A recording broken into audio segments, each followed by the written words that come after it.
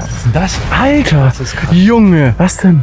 Ein Container. Ausgemustert, was ist da drin? Zusammen mit Hati und Jannis begebe ich mich bei Nacht tief in den Wald.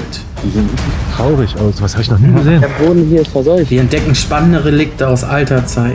Guck mal, wie weit das nach oben geht. Was wird Geräusche hier kommen? Könnte man hier vielleicht was drin verstecken? Jedoch wird es immer unheimlicher und interessanter, umso tiefer wir forschen. Warum muss hier ein Motorrad stehen? Ey, ich hab's gefunden. Geht da eine Leiter runter? Meinst du, die hält noch? Ich weiß nicht. Bin ich mal gespannt. Alter. Jemand dachte, da ist gleich der Nazi-Zug drin.